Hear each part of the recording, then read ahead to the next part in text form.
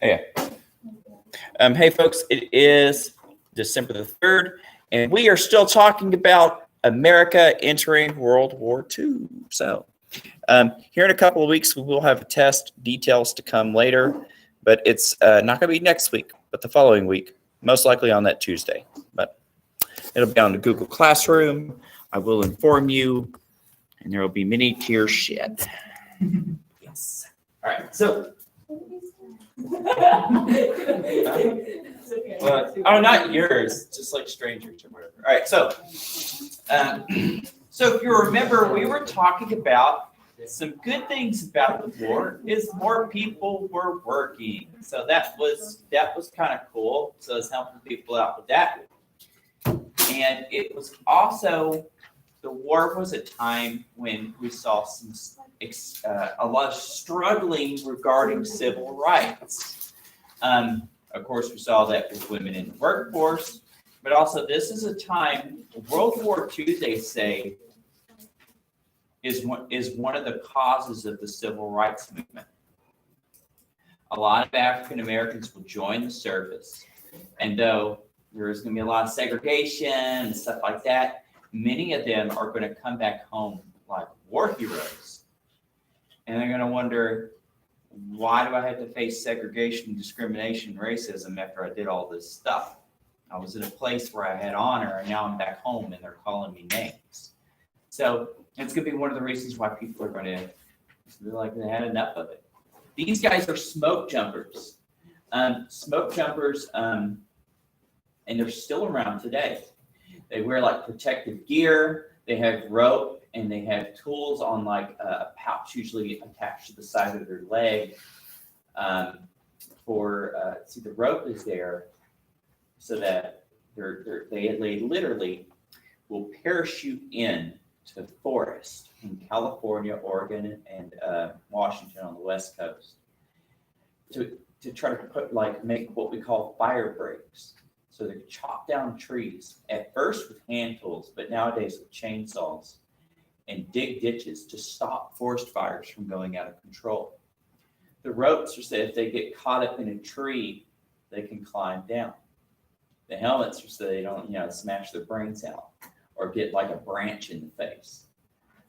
Whenever you're parachuting out of an airplane with these old school parachutes, they have very little in the way of guiding them. You kind of just drop where the wind takes you.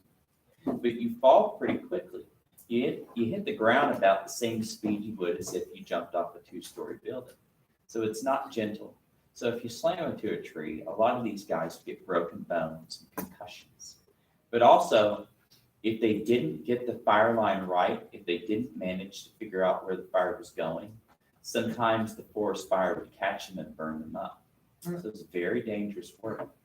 And of course, they first gave this to African American paratroopers because they didn't want to put them out on the war front. So they decided to use them for more domestic things. So the African Americans were now able to work in these wartime industries. Segregation and discrimination were still facts of life. For wages, they only made 65% as their white coworkers. So they might hold rank, but their rank didn't bring them as much cash.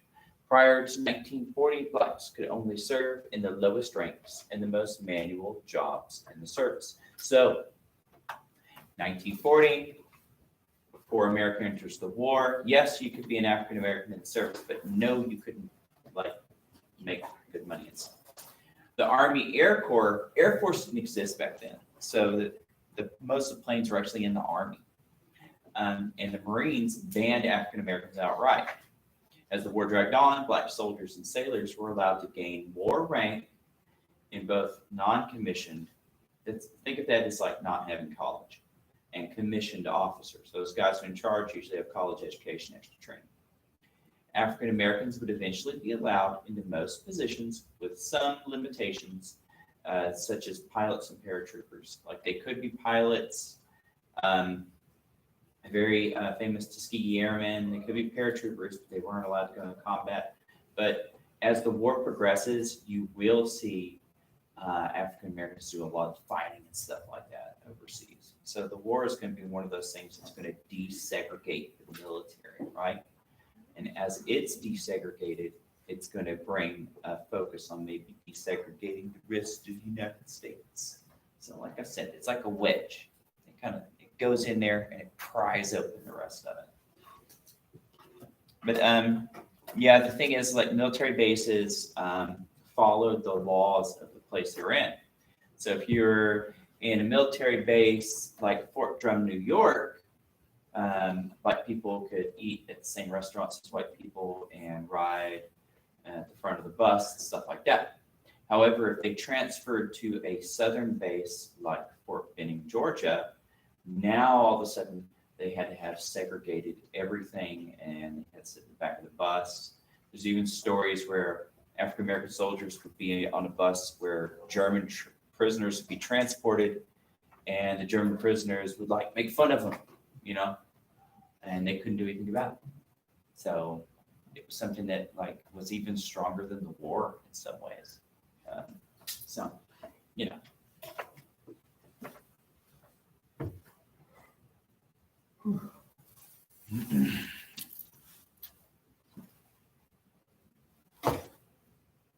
I got a book around here somewhere that's kind of on this.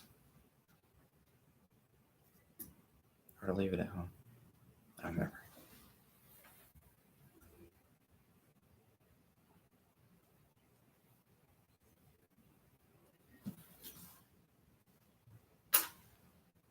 Okay, this way.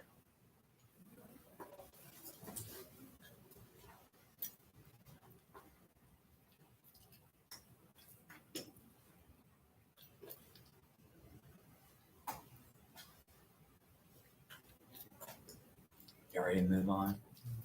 Okay, cool. So, hey, speaking of paratroopers, here's more from the 101st Airborne. They're not paratroopers anymore, but they were back then. And this guy here, does anybody know who that guy is? He will be. He's actually the lead general in charge of U.S. forces fighting the Nazis. His name is General Eisenhower, but he will eventually become President Eisenhower. We've seen this more than once in American history where a successful war general gets to be president. Americans like winning presidents. Washington. Yeah, or winning generals. Yeah, Washington. Ulysses S. Grant. Is it Ulysses? Ulysses S. Grant. Yeah, Ulysses S. Grant. Ulysses S. Grant. Yeah. Either way, I don't know. The emphasis is just whatever you want to make of it. Say what? Well, he wasn't a general. He was a colonel, and he was a war hero. Yeah. So let me think. What's his deal? Guy who won Mexican American War, him too. I forgot. But yeah, it's Andrew Jackson. Like, he didn't win the War of 1812, but he sure was famous for it. All right. America enters the war. Though many Americans wanted to strike back at Japan for Pearl Harbor, revenge, Roosevelt wished to defeat Germany first. A lot of this had to do with, of course, our original war planning, but also England was begging us to come help them out while fighting. But it is a two-front war. Even though the focus is on taking out Germany first, we're still having to fight Japan.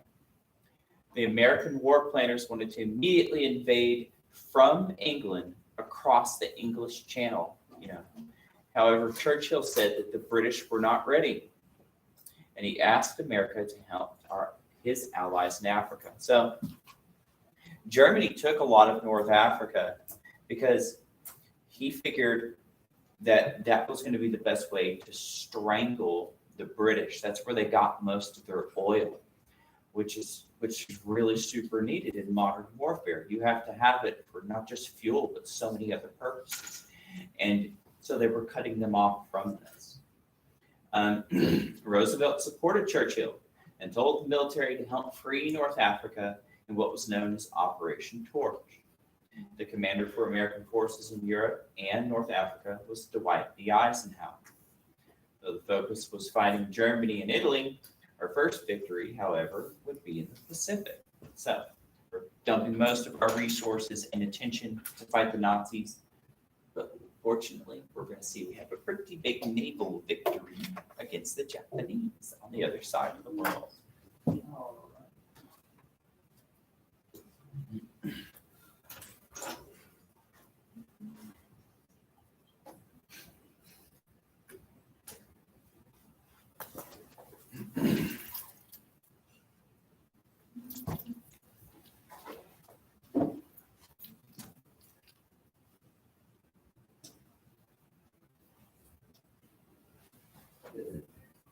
Excuse you. Sorry.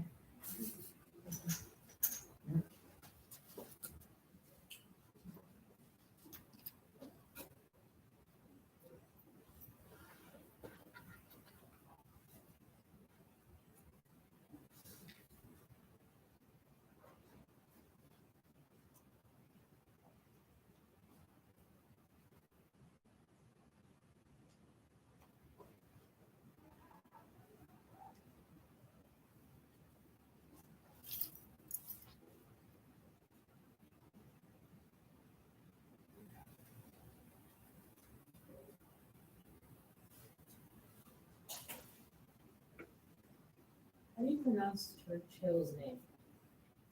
Churchill? Or Churchill? Churchill. He's like, Church, Hill. Yeah. But you already use the H in church. Yeah, So it's bless you. I guess you got to use it twice.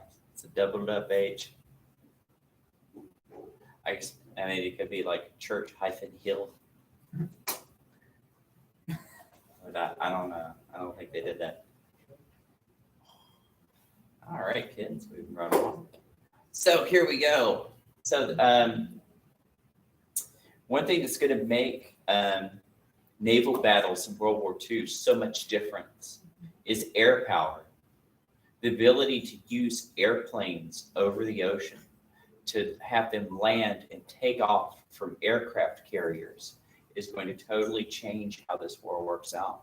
And so now all of a sudden aircraft have to focus on boats, but also the ships have like multiple like kinds of attacks they have to worry about.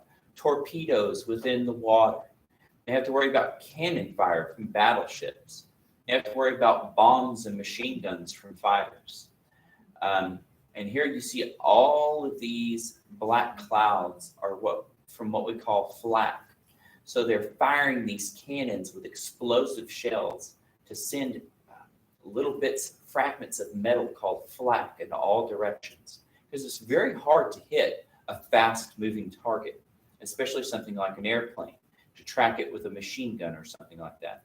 So essentially what you do is you just make explosions in the air to try to hope that some of that shrapnel will hit them and take out the pilot or knock the airplane down. Our first victory was on the Pacific in May of 1942 at the Battle of the Coral Sea. U.S. forces deciphered Japanese secret communications and prevented an invasion of New Guinea. So that's pretty lucky for us. Here we go. Very early on into the war, we managed to infiltrate their communications and know what they're going to do before they do it. That's like really, really helpful. Though we lost an aircraft carrier known as the Lexington, the Imperial Navy was halted. Using many of the same methods, this success happened again in June at the Battle of Midway. Midway changed the course of the war in the Pacific theater as American dive bombers devastated Japanese aircraft carriers.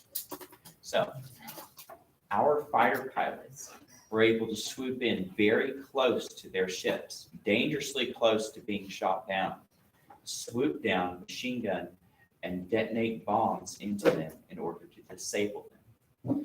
Due to America's population and industry, we were able to construct and man over twice as many aircraft carriers than the Japanese. The Imperial Naval Commander, Tojo, believed they had enough resources to fight America on equal footing for 6 months.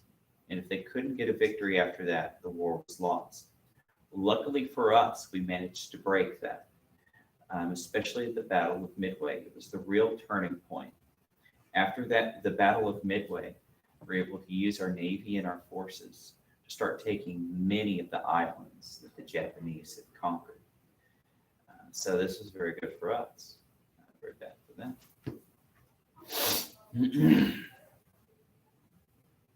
Just no cruelty, and especially Midway there.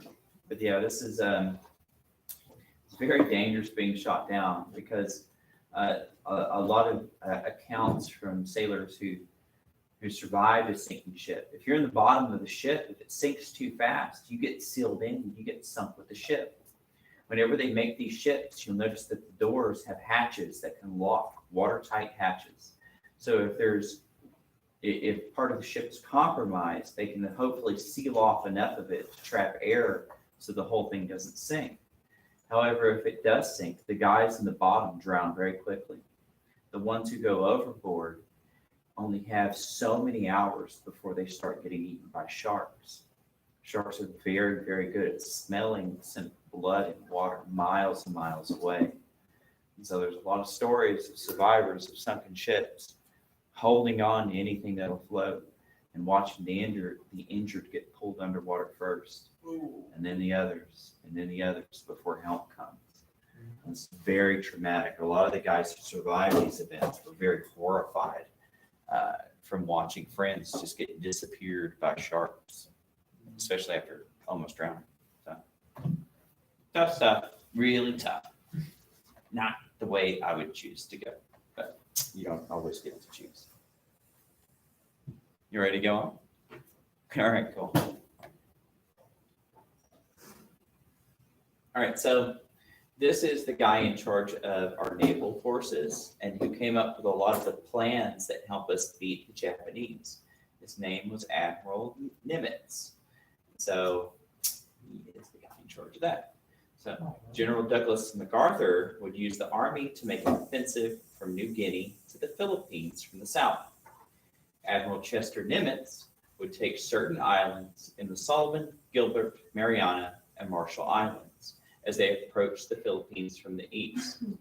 If you remember, the Philippines is the first area of U.S. Where we had a U.S. base and U.S. control that was taken first by the Japanese. And MacArthur, the general in charge, swore he'd come back. And so this is our major focus, is to take back this lost territory. And the Philippines are rather large. It's a really large, good area in order for us to have a launching pad off to Japan. Both forces were to link up and eventually attack Japan together. By August of 1942, the Marines shored the Guadalcanal Islands in the Solomon Islands. The Japanese fought intensely in this months-long siege as they believed this would determine who would win the war. Both sides had terrible casualties, though the Americans lost many less and won the island. And fighting the Japanese, of course, was a very, very tough thing to do.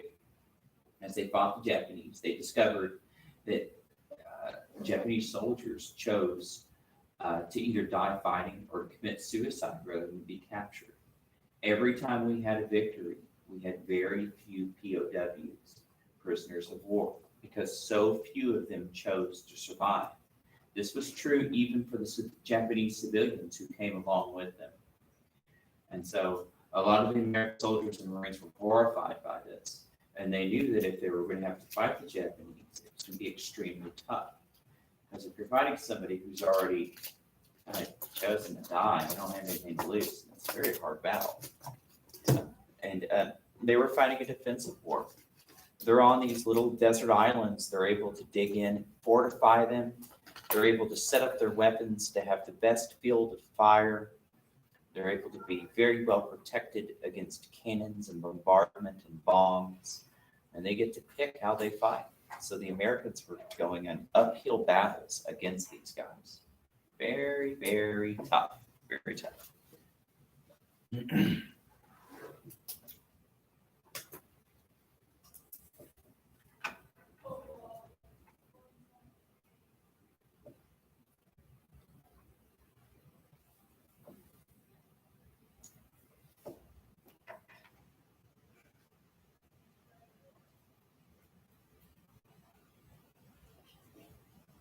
Oh, did I tell y'all next semester I'm thinking about having y'all do a little project? Good, good. Because I got the book for one thing. So that's gonna be a little paper thing. I've also got another little project I want y'all to do, a little research project. We're gonna have to talk about how you do research and stuff though. And all that good stuff. That's okay. I think it'll be great. All right, let's go on to the next kids. Hey, so focusing back against the Nazis. Here we have one of Germany's best generals. His name was Rommel. He had a nickname of the Desert Fox because he was very, very crafty, and he was known for holding off both the American and the British Army in Africa. The Italians were having a really rough go of it. The Italian military forces weren't nearly as professional or well prepared as the Nazis were. So Hitler sent these guys down there to try to slow us down and stop us because they knew it was so strategically important for them to maintain this area. He's going to spend a lot of his time where they would do hit and run tactics with their military. They would hit the American forces and run away into the desert. They got very good at surviving in these conditions. So much so that they would even have practices where they would go long times without water and even drink their own urine to survive. So it's like pretty hardcore desert living. So you have to be really committed to a cause to do that. All right. So during the naval battles of the Pacific, the British and American forces were advancing through North Africa. Germany wished to control North Africa in order to control vital oil resources going to the Allies. The British managed to halt German advances at El Alamein in August of 1943 and conducted an offensive to drive the Germans west towards Tunisia. So it's starting off closer to Egypt, and they're moving west to Tunisia, where ancient Carthage was from back in the days of the Romans. By November, Americans arrived in Morocco, which is further west than Tunisia. It's closer to Spain, in Operation Torch. And by May, they had linked up with the British. German and Italian forces in North Africa were then forced to surrender. Though Germany suffered from this loss, it was little compared to what they would face in Russia. And that's where Germany's really gonna stick their own foots in their mouths and really gonna screw themselves up. But yeah, the fighting in this is gonna be the first place where Americans really get to join the soldiers fighting in World War II. We have new experimental units such as the U.S. Army Rangers. They're going to really specialize in night raids.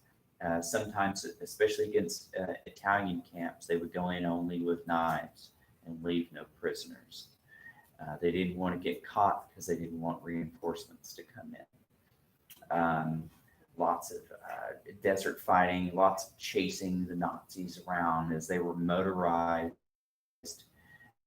just with cars and tanks, evading Allied forces. So, and then from there, we're going to be able to move on to Sicily and Italy. So let's do just one more, and then we're going to call it a day. All right. All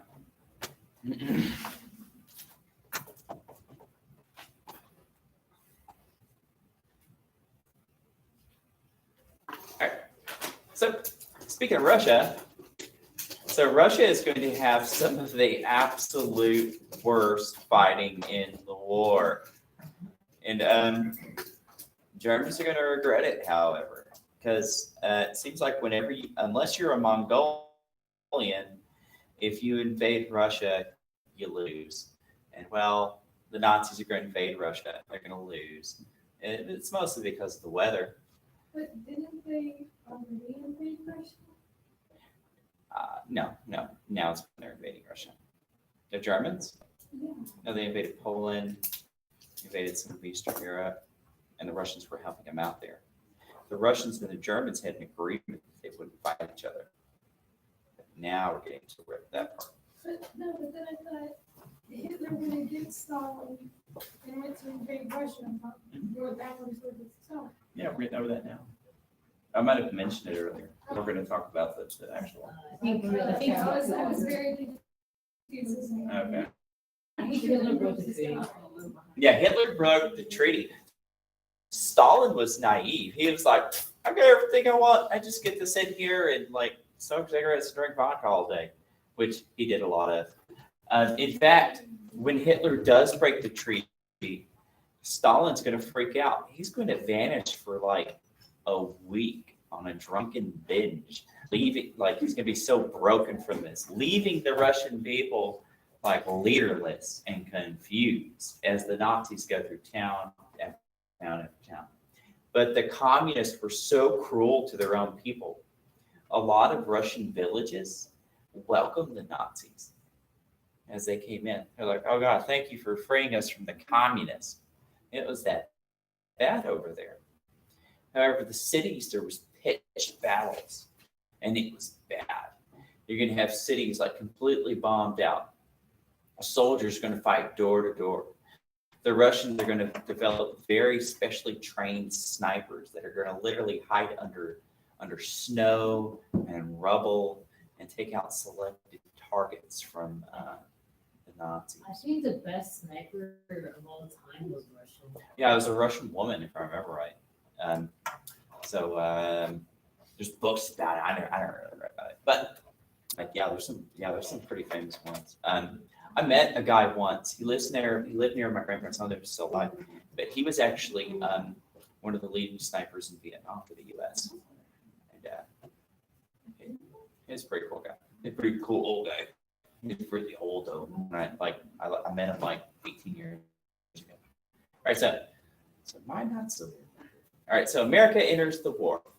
Though the Nazis were able to make successful advances into the heart of Russia in the summer and fall of 1942. I guess I did already mention it. They stalled during the winter of 1943. Just like Napoleon, he managed to just make his way all the way through Russia, and then he caught the winter, and that was not good. Many of Germany's best troops were stopped outside of Stalingrad, and fought a brutal siege for 3 months. Soldiers, tanks, and weapons froze to the point of death and inoperability. So they thought they could take Russia so quickly that they didn't bother to bring cold weather clothing or even the right kinds of lubricants that wouldn't freeze. And so the very lubricants they were trying to use to help make sure their tanks and their cars and their guns work froze into ice. So they couldn't even use them. By February of 1943, around 300,000 Germans surrendered after having lost 140,000. Hello.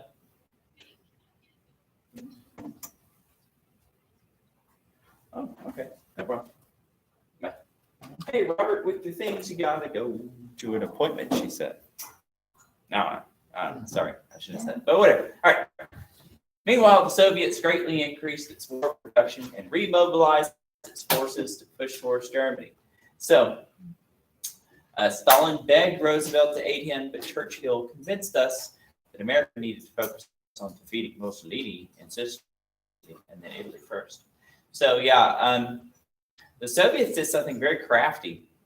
When they finally got their act together, all of their wartime factories and stuff, they literally disassembled whole factories and brought them out east where the Nazis couldn't get them or bomb them, and then reassembled them and started churning out tanks and guns and stuff like that for their soldiers.